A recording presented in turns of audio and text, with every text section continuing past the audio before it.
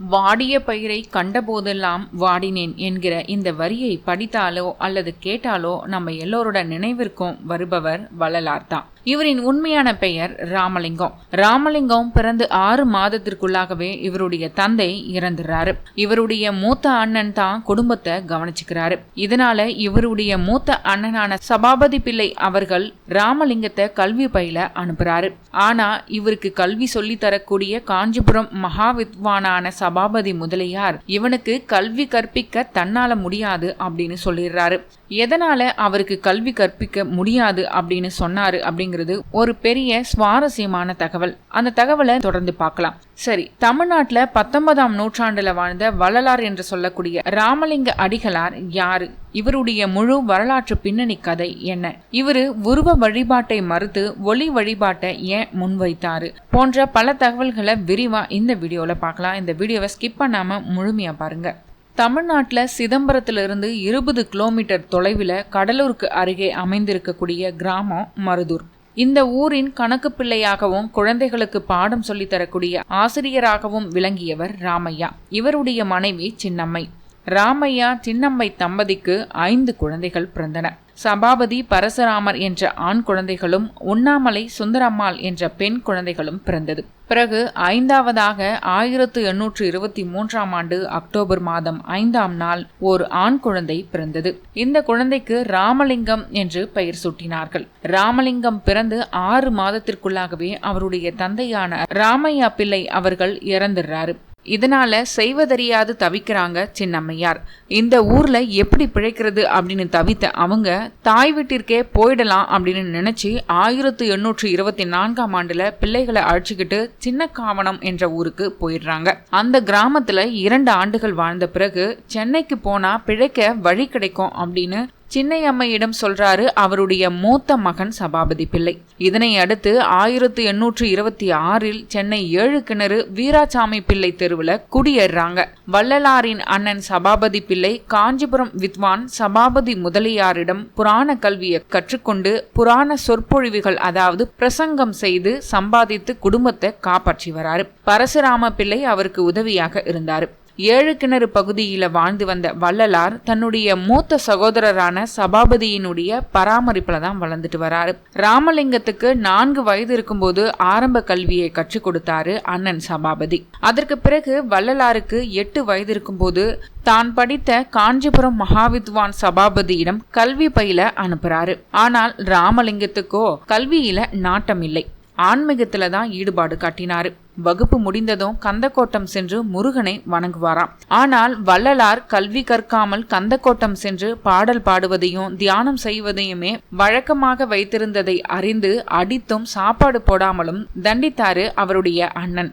ஒரு நாள் ராமலிங்கத்தை கவனிப்பதற்காக கந்தக்கோட்டம் முருகன் கோவிலுக்கு போறாரு காஞ்சிபுரம் மகாவித்வான் சபாபதி முதலியாரு. முருகன் சன்னதி முன்பு அமர்ந்திருந்த ராமலிங்கம், ஒருமையுடன் நினது திருமலரடி நினைக்கின்ற உத்தமர் தம் உறவு வேண்டும், உள்ளொன்று வைத்து புறமொன்று பேசுவார் உறவு களவாமை வேண்டும் என்று மனமுருக பாடிக்கொண்டிருந்தார். பெரும் பொருளுடனான இந்த பாடலை ராமலிங்க சுவாமிகள் பாடுவதை பார்த்த காஞ்சிபுரம் மகாவித்வான் சபாபதி முதலியார் மெய்மறந்து நின்று கண்ணீரே வடித்து விட்டாராம். இதனையடுத்து சபாபதி முதலியார் சிதம்பரம் சபாபதி பிள்ளையிடம், உன்னுடைய தம்பி ஒரு தெய்வ பிரவி, அவனுக்கு சாதாரண கல்வி தேவையில்லை, எனவே இனிமேலும் அவனுக்கு கற்பிக்க தன்னால் முடியாது என்று சொல்லிவிட்டாராம். மற்றவர்களுக்கு கற்றுத்தரும் ஞானம் உள்ளவர் என்பதை உணர்ந்தே சபாபதியிடம் அவ்வாறு கூறியுள்ளார். பள்ளிக்கு போகாமல் வீட்டிலும் தங்காமல் கோவில்களில் சுற்றி வந்த ராமலிங்கத்தை அண்ணன் சபாபதி கண்டித்தார். ஆனால் ராமலிங்கம் அவருக்கு கட்டுப்படல. எனவே அவருடைய அண்ணன் தன்னுடைய மனைவியிடம் ராமலிங்கத்துக்கு சாப்பாடு போடுவதை நிறுத்துமாறு கடுமையா உத்தரவிட்டிருக்காரு. பாசமான அண்ணியின் வேண்டுகோளுக்கு இணங்கிய ராமலிங்கம் வீட்டுல தங்கி படிப்பதாக உறுதி அளிக்கிறாரு. ராமலிங்கத்திற்கு வீட்டில் மாடி அறை ஒதுக்கப்பட்டது. புத்தகங்களோடு அவர் மாடி அறைக்கு போயிடுறாரு. சாப்பிடும் நேரம் தவிர மற்ற நேரங்களில் அறையிலேதான் தங்கி முருக வழிபாட்டுல தீவிரமா ஈடுபட்டு வந்திருக்காரு. ஒரு நாள் சுவரிலிருந்து முகம் பார்க்கும் கண்ணாடியில் தணிகை முருகன் தனக்கு காட்சி அளித்ததாக பரவசப்பட்டு பாடல்கள் பாடியிருக்காரு. எல்லோரையும் போல கற்றுக்கொள்ள வேண்டிய நிலையில் வள்ளலார், அதாவது ராமலிங்கம் இல்லை. அவர் ஓதாது உணர்ந்தவர். அப்போது அதை உணராவிட்டாலும் அதற்கு பிறகு தனது தம்பி சாதாரண பிறப்பு கிடையாது, இந்த பூமிக்கு வந்த அதிசய பிறவி என்பதை அண்ணனும் குடும்பத்தினரும் உணர்ந்து கொள்றாங்க. புராண சொற்பொழிவு செய்யும் அண்ணன் சபாபதிக்கு ஒரு முறை உடல்நலம் சரியில்லாமல் போயிடுது. இதனால ஏற்கனவே ஒத்துக்கொண்ட சொற்பொழிவுக்கு அவரால் போக முடியல. எனவே அவரு தம்பி ராமலிங்கத்திடம் சொற்பொழிவு நடக்க உள்ள இடத்திற்கு போயிட்டு சில பாடல்களை பாடி தான் வர முடியாத குறைய தீர்த்துட்டு வருமாறு சொல்றாரு. அதன்படி ராமலிங்கம் அங்கு போறாரு. அன்றைய தினம் சபாபதியின் சொற்பொழிவை கேட்க ஏராளமானோர் கூடியிருக்காங்க. அண்ணன் சொன்னபடியே சில பாடல்களை மனமுருகி பாடியிருக்காரு ராமலிங்கம் என்று சொல்லக்கூடிய வள்ளலார் அவர்கள். இதற்கு பிறகு அவரிடம் ஆன்மீக சொற்பொழிவு நிகழ்த்துமாறு அங்க கூடியிருந்தவர்கள் எல்லாருமே வெகு நேரம் வற்புறுத்தியிருக்காங்க. இதன் பிறகு ராமலிங்கமும் அதற்கு ஒத்துக்கிட்டு இருந்திருக்காரு. அந்த சொற்பொழிவு இரவு நேரம் நெடுநேரம் நிகழ்ந்திருக்கு. அனைவருமே வியந்து போற்றி பாராட்டியிருக்காங்க. இதுவே அவருடைய முதல் சொற்பொழிவு. அப்போது அவருக்கு வயது 9. ராமலிங்கம் தன்னுடைய 12ஆம் வயதுல திருவொற்றியூர் சென்று வழிபட தொடங்கினார். அவர் வசித்து வந்த 7 கிணறு பகுதியில் இருந்து திருவொற்றியூருக்கு தினமும் நடந்தே சென்று வழிபட்டு வருவதுதான் வழக்கமா. குடும்பத்தினரின் புரிதலுக்கு பிறகு முழுமையாக 12 வயது முதல் அருள் வாழ்க்கையை தொடங்கினார் வள்ளலார். திருவொற்றியூர், பாடி, திருமுல்லை வாயல், திருவள்ளூர், திருத்தணி என்று பல தலங்களுக்கும் சென்று பாடினார். அவர் பாடிய 6000 பாடல்கள் 6 திருமுறைகளாக தொகுக்கப்பட்டு வந்திருக்கும் நூல் தான் திருவருட்பா. 1850ஆம் ஆண்டு ராமலிங்கத்துக்கு 27வது வயதுல அவரது மூத்த சகோதரியின் மகளான தனக்குடி என்ற பெண்ணை அவருடைய குடும்பத்தினர் வற்புறுத்தி திருமணம் செய்து வைக்கிறாங்க. இருந்தாலும் திருமணம் முடித்த பிறகு அவருக்கு திருமண வாழ்க்கையில விருப்பம் இல்லாதனால அந்த வாழ்க்கையை துறந்து துறவு வாழ்க்கையை மேற்கொண்டு உலக மக்கள் மற்றும் மற்ற உயிரினங்களின் துயர் போக்குவதற்கான முயற்சிகளில் ஈடுபட்டார். அதன் பிறகு ராமலிங்க அடிகளார் தன் இறைப்பணியில் ஆழ்ந்து பயணிக்க தொடங்கிட்டார். 1858ஆம் ஆண்டு சென்னையிலிருந்து கடலூர் சென்ற ராமலிங்க அடிகளார் அங்கு 1865ஆம் ஆண்டு சமரச சன்மார்க்க சபை என்ற ஒரு அமைப்பை ஏற்படுத்தினார். அங்கே அவரை கருங்குழி கிராமத்து மனையக்காரரான திருவேங்கடம் என்பவர் சந்தித்து தன் ஊரில் தன் இல்லத்தில் வந்து தங்கியிருக்குமாறு வேண்டிக்கிறார். அவரோட அன்புக்கு கட்டுப்பட்ட ராமலிங்கம் மனையக்காரரின் இல்லத்துல 9 வருடங்கள் தங்கியிருந்தார். ஒரு முறை தன்னுடைய ஆன்மீக சிந்தனை கருத்துக்களை எழுதி கொண்டிருந்த பொழுது இரவு வேலை ஆகிவிட்டதனால தீபத்தை வைத்துக் கொண்டு வள்ளலார் எழுதி கொண்டிருந்திருக்காரு. அப்பொழுது தீபத்துல இருந்த எண்ணெய் குறைந்து தீபம் அணைய தொடங்கிய பொழுது வள்ளலார் அந்த தீபத்துல எண்ணெயை ஊற்றுவதற்கு பதிலாக தண்ணீரை ஊற்றிவிட்டாரு. இருந்தும் அந்த தீபம் அணையாமல் எண்ணெயை ஊற்றியது போல சுடர்விட்டு எரிஞ்சிருக்கு. இந்த காட்சியை அங்கிருந்த மக்கள் பலரும் பார்த்து வள்ளலாரின் யோக ஆற்றலை எண்ணி வியர்ந்திருக்காங்க. கருங்குழியில் தங்கியிருந்த போது 1865ஆம் ஆண்டு ராமலிங்கம் சமரச வேத சன்மார்க்க சங்கம் என்ற ஒரு அமைப்பை உருவாக்கினார். பிற்காலத்துல அந்த பெயரை சமரச சுத்த சன்மார்க்க சத்திய சங்கம் என்று மாற்றி அமைத்தார்.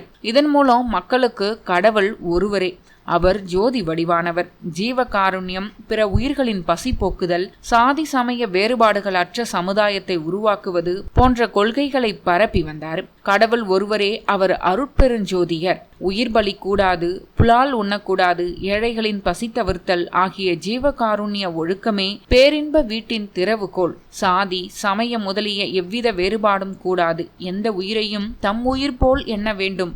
ஆன்மநேய ஒருமைப்பாடு உரிமையை கைக்கொள்ள வேண்டும். இவைதான் வள்ளலாரின் சுத்த சன்மார்க்க கொள்கை. ஒருமுறை வள்ளலார் அவரின் நண்பர்களுடன் இரவு வேளையில சென்று கொண்டிருந்த பொழுது கொள்ளையர்கள் அவர்களை மடக்கி நிறுத்தி கொள்ளையடிக்க முயற்சி செய்திருக்கிறார்கள். அப்பொழுது கொள்ளையர்களில் சிலர் தங்களுடைய கைகளில் வைத்திருந்த ஆயுதங்களால் வள்ளலார் மற்றும் அவரை சார்ந்தவர்களை தாக்க முற்பட்ட பொழுது வள்ளலார் அந்த கொள்ளையர்களை பார்த்து உயர்த்திய கை உயர்த்தியபடியே நிற்கட்டும் என்று கூற அந்த கொள்ளையர்களின் கை அப்படியே நின்றுவிட்டதாம். அவர்களால் அந்த கையை இறக்க முடியாமல் கதறி அழுது வள்ளலாரின் சக்தியை உணர்ந்து தங்களின் செயலுக்கு மன்னிப்பு கேட்டார்களாம். உடனே வள்ளலார் அவர்களும் அவர்களை மன்னித்து களவு தொழிலை விட்டொழித்து நியாயமான முறையில் உழைத்து வாழும்படி அறிவுறுத்தி அனுப்பியிருக்கிறார். ஜாதி, மதம், ஏழை, பணக்காரன் என்ற வித்தியாசம் இல்லாமல் அனைவரையும் தாக்கும் பிணி பசி என்று நம்பியவர் திரு வள்ளலார் அவர்கள். அதை போக்குவதே மாபெரும் தர்மம் என்று போதனை செய்தார். அதற்கு தானே முன்னுதாரணமாகுமாறு 1867ஆம் ஆண்டு வைகாசி மாதம் 11ஆம் நாள் வடலூரில் சத்திய தர்மசாலையை நிறுவினார். அப்போது அவர் கையால் மூட்டப்பட்டதுதான் அங்கு உள்ள அணையா அடுப்பு. இன்று வரை தர்மசாலையின் தனி சிறப்பு அந்த அணையா அடுப்புதான். பலரின் பசியை போக்குவதே அதன் பொறுப்பு. கடலூர் மாவட்டத்தை பொறுத்த மட்டில சுனாமி, புயல், வெள்ளம் என எந்த பேரிடர் வந்தபோதும் தடையின்றி மக்களுக்கு உணவு வழங்கி ஆதரித்துள்ளது இந்த தர்மசாலை. எந்த சூழலிலும் இந்த நெருப்பு அணைந்தது இல்லை.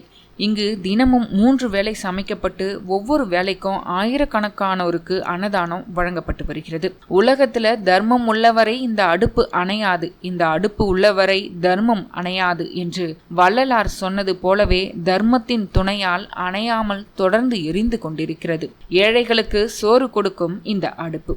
இந்தியாவில் உள்ள பெரும்பாலான கோவில்களில் தினந்தோறும் வழங்கப்பட்ட அன்னதானம் பொது முடக்கத்தால், அதாவது கொரோனா காலகட்டத்தில் நிறுத்தப்பட்டது. ஆனால் வடலூர் தர்மசாலை மட்டும் எந்த ஒரு தடங்களும் இன்றி ஆதரவற்றவர்களின் பசிப்பினியை அனுதினமும் போக்கிக் கொண்டிருந்தது. இன்றும் போக்கிக் கொண்டிருக்கிறது. அனைவரையும் முடக்கி வைத்திருந்த கொரோனா காலகட்டத்திலும் கூட தினமும் 1500 பேருக்கு அன்னதானம் வழங்கி பசியை போக்கியது இந்த அணையா நெருப்பு.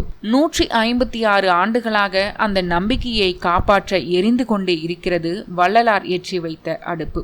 அதை அணையாமல் காப்பாற்ற ஆயிரக்கணக்கான தர்ம சிந்தனை உள்ள நெஞ்சங்கள் அங்கு தானிய களஞ்சியங்களை நிரப்பிக்கொண்டே இருக்கின்றனர். எந்த நேரத்திலும் சுமார் 6 மாதங்களுக்கு தேவையான அரிசி மற்றும் பருப்பு போன்றவற்றை சேமிப்பில் வைத்திருப்பதனால தொடர்ந்து உணவு வழங்க முடிகிறது என்று கூறுகிறார்கள் அந்த ஆலய நிர்வாகிகள். மிகச்சிறந்த யோகியாக திகழ்ந்த வள்ளலார் உலக மக்கள் நன்மையுற மிகச்சிறந்த மந்திரத்தை அருளி சென்றுள்ளார்.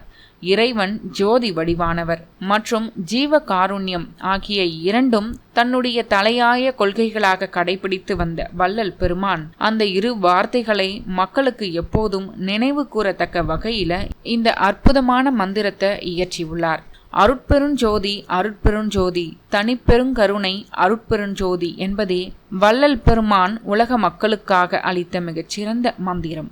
இந்த வள்ளல் பெருமானின் மந்திரத்தை தொடர்ந்து உச்சரிப்பவர்களுக்கு அகத்திலும் புறத்திலும் இருக்கின்ற தீவினைகள் அகலும், ஜீவகாருண்யம் பெருகும், தீராத நோய் நொடிகள் ஏதும் அண்டாது, கடன், வீண் விரயங்கள் போன்றவை ஏற்படாமல் காக்கும், குடும்பத்தில் மகிழ்ச்சி பெருகும், தீய குணங்கள் நம்மை விட்டு நீங்கும், நல்லோர் நட்பு அதிகரிக்கும், தீயவர்கள் நம்மை விட்டு விலகி செல்வார்கள். தன் வாழ்நாளில் சாதி சமய வேறுபாடுகள் அற்ற சமுதாய உருவாக்க அரும்பாடுபட்டவரும் மக்களுக்கு மெய்யான இறை வழியை காட்டி அவர்களை இறைநிலையை அடைய தொடர்ந்து முயற்சித்தவருமான வள்ளல் பெருமான் என்று சொல்லக்கூடிய வள்ளலார் அவர்கள் 1874ஆம் ஆண்டு ஜனவரி மாதம் 30ஆம் தேதி தைப்பூச திருநாள் அன்று வடலூரில் உள்ள சித்தி வளாகத்தில் ஒரு தனி அறைக்குள்ளாக சென்று தாழிட்டு கொண்டாராம். தான் தாழிட்டு கொண்ட அறையை யாரும் ஒரு குறிப்பிட்ட காலத்திற்குள்ளாக திறக்கக்கூடாது என தன்னுடைய சீடர்களுக்கு கட்டளையிட்டார் என்று சொல்லப்படுகிறது. அதன்படியே அந்த காலம் வரை கழித்து வள்ளலார் தாழிட்ட அறையை திறந்து பார்த்த பொழுது அங்கு வள்ளலார் இருந்ததற்கான அடையாளம் ஏதுமே இல்லை என்பதை கண்டு அவரது சீடர்கள் வியப்புற்றனர். ஈடு இணையில்லா தவயோகியாக திகழ்ந்த வள்ளலார் ஒளியுடல் பெற்றவர் என்றும், எனவே ஜோதி வடிவான இறைவனுடன் தன்னுடைய தேகத்தை ஒளி வடிவாகி கலந்து விட்டார் என அவரது சீடர்கள் நம்புகின்றனர். அதன்படியே இன்றும் தைப்பூச திருநாள் அன்று சித்தி வளாகத்தில் வள்ளலார் ஜோதி நிலை அடைந்த அறையில் ஜோதி தரிசனம் பக்தர்களுக்கு காட்டப்படுகிறது. இவர் பாடிய 6000 பாடல்களின் திரட்டு திருவருட்பா என்று அழைக்கப்படுகிறது. இது 6 திருமுறைகளாக பகுக்கப்பட்டு உள்ளது. திருவருட்பா முதலில் ராமலிங்க அடிகளின் தலைமைச் சீடர் தொழுவூர் வேலாயுதனரால் 4 திருமுறைகளாக வெளியிடப்பட்டன. பின்னர் 5ஆம் 6ஆம் திருமுறைகள் வெளியிடப்பட்டது. முன்னாள் தமிழக அறநிலைத்துறை ஆணையாளர் பாலகிருஷ்ணன் ராமலிங்கரின் உரைநடை கடிதங்கள் முதலியவற்றை தனி நூலாக தொகுத்து வெளியிட்டார்.